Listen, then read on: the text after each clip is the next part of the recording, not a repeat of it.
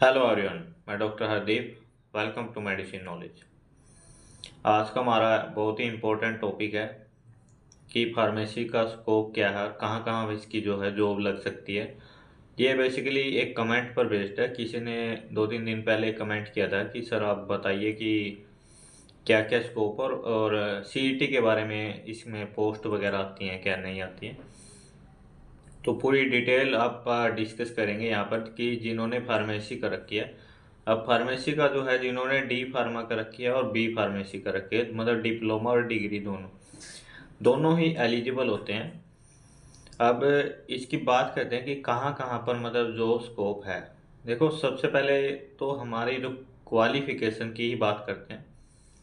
Qualification में हमारा D pharmacy का डिप्लोमा होना चाहिए, बी फार्मेसी की डिग्री होनी चाहिए। दोनों का जो है काउंसिल के अंदर रजिस्टर होना चाहिए।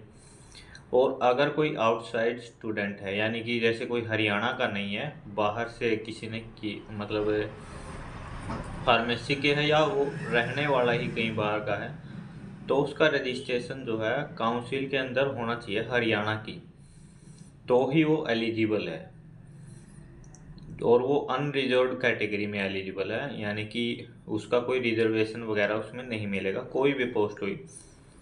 अब इसकी बात करते हैं। देखो, दोनों तरीके से स्कोप है, प्राइवेट भी और गवर्नमेंट भी। प्राइवेट स्कोप में सबसे पहले सिंपल सा, जिसको सबको पता ही है, तो कि फार्मेसी करने के बाद मेडिकल स्टोर खोल सकते हैं, फार्मासिस्ट केमिस्ट बन सकते हैं। इसके अलावा स्कोप है प्राइवेट हॉस्पिटल्स का, पर वो एक अच्छा स्कोप नहीं है मेरे हिसाब से। सबकी अलग अलग राय हो सकती है, क्योंकि उसमें पैसे उसे बहुत ज़्यादा नहीं देते, क्योंकि एक प्रैक्टिस का ज़्यादा उसमें काम नहीं होता है। मतलब फार्मासिस्ट का काम डिस्पेंसिंग का होता है प्राइवेट हॉस्पिटल्स में, और वो कोई मतलब एज ए डॉक्टर या फिर नर्स वगैरह के लिए उसका कोई काम नहीं होता। तो वहाँ सैलरी वगैरह बहुत ही कम मिलती है। तो सीखना है तो बेस्ट ऑप्शन है, पर अदरवाइज मैं सजेस्ट नहीं करता हूँ उस चीज़ को। फिर उसके बाद आते हैं, जैसे ये सारी प्राइवेट नौकरियों की बात हो रही है। तो एमआर सुना होगा आपने, मेडिकल रिप्रेजेंटेटिव होते हैं, देखे भी होंगे, जो कि एक पर्टिकुलर कंपनी, जैसे कोई ब्रांड होते हैं, जैसे लेबोरेट है, या फिर अलग अलग कंपनियों की अलग अलग दवाइयाँ होती हैं, तो उनको वो बेसिकली वो सेल्स के लिए काम करते हैं। तो वो भी एक ऑप्शन होता है, एमआर बन सकते हैं, मेडिकल रिप्रेजेंटेटिव हो सकते हैं। ये दोनों हो सकते हैं, इसमें ऐसा कुछ नहीं कि डी फार्मा नहीं हो सकते, बी फार्मेसी वाले सब हो सकते हैं। फिर बात करते हैं इसके अलावा क्या ऑप्शन है। इसके अलावा जो है बहुत सारी जो मैन्युफैक्चरिंग की कंपनियां, मतलब दवाई मैन्युफैक्चर जो करती हैं, उनमें एमआर की जॉब नहीं है वैसे, मतलब उनको रिक्वायरमेंट रहती है स्टाफ की, जैसे पैकेजिंग के लिए या फिर ड्रग फॉर्मुलेशन वगैरह बनाने के लिए। तो वहाँ पर भी एक अच्छा स्कोप है, तो वहाँ पर ट्राई कर सकते हैं। तो यही स्कोप है मेरे ख्याल से। अगर इसमें अदरवाइज किसी को और होगा तो वो कमेंट कर देना भाई। और गवर्नमेंट की बात करते हैं, गवर्नमेंट में देखो, बी फार्मेसी के लिए बात करते हैं, पहले डिग्री के लिए उनका लगभग 3 साल या 5 साल का एक्सपीरियंस होने के बाद किसी भी सेक्टर के अंदर, जो मैन्युफैक्चरिंग का बेसिकली मांगते हैं कि भाई मैन्युफैक्चरिंग के बारे में उसको नॉलेज होना चाहिए। तो एक तो वो जा सकते हैं उसमें, ड्रग इंस्पेक्टर का एक पोस्ट होती है, तो उसमें जो है एलिजिबल होते हैं बी फार्मेसी, डी फार्मा का उसमें नहीं है, और गवर्नमेंट जॉब है ये। फिर आता है एनएचएम, नेशनल हेल्थ मिशन में, ये दोनों तरीके का है, नेशनल रूरल हेल्थ मिशन भी और अर्बन हेल्थ मिशन भी है। तो इसमें भी जो है काफ़ी पोस्ट निकलती हैं, तो उसके लिए एग्ज़ाम होता है, या कई बार वैसे डायरेक्ट रिक्रूटमेंट भी होती है फार्मासिस्ट की, तो वो अलग है। और इसके अलावा डी फार्मा का भी सेम है, फार्मासिस्ट एनएचएम में वो भी बन सकते हैं।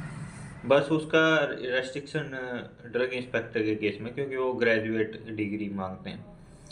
हाँ, एक स्कोप इसमें रह गया है कि जैसे गवर्नमेंट जो फार्मासिस्ट जो एकेडमिक्स के अंदर के होते हैं, मतलब है जो स्कूल कॉलेजों में पढ़ाते हैं, तो उनके लिए जो एलिजिबिलिटी है कि जो वो डी फार्मा होना चाहिए, एम फार्मा होना चाहिए और साथ में बीएड वगैरह उन्होंने करी होनी चाहिए। तो प्राइवेट और गवर्नमेंट कॉलेज में उनको अच्छी जॉब मिल जाती है। तो ये भी एक अच्छा स्कोप है।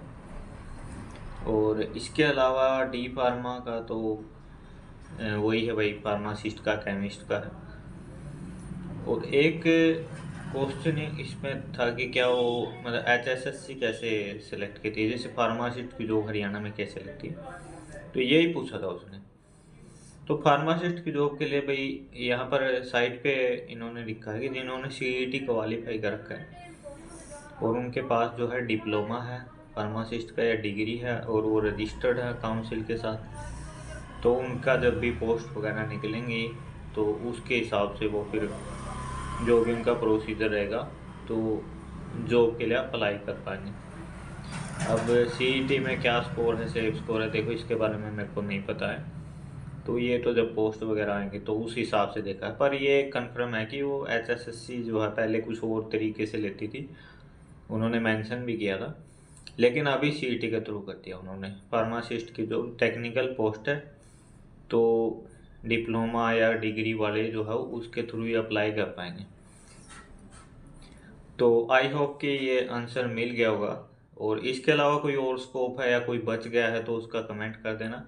और एक बेहतर इन्फॉर्मेशन थी कि जो है अगर किसी को भी कोई परेशानी आती है पढ़ाई से रिलेटेड, क्योंकि मैं भी अभी पढ़ ही रहा हूँ, मैं पीजी वगैरह के लिए प्रिपेयर कर रहा हूँ, तो किसी को भी कोई समस्या आती है कि पढ़ाई से रिलेटेड या कोई क्वेश्चन उनका है तो पूछना है तो पूछ सकते हैं। वीडियो का जो है डिस्क्रिप्शन में मैं अपना जो है कॉन्टैक्ट वगैरह या फिर डिटेल डाल दूंगा, या वो कमेंट कर सकते हैं। किसी भी फील्ड का अगर मेरे को नॉलेज होगा और मैं बताने लायक होगा तो आई होप कि मैं कोशिश करूँगा बताने का।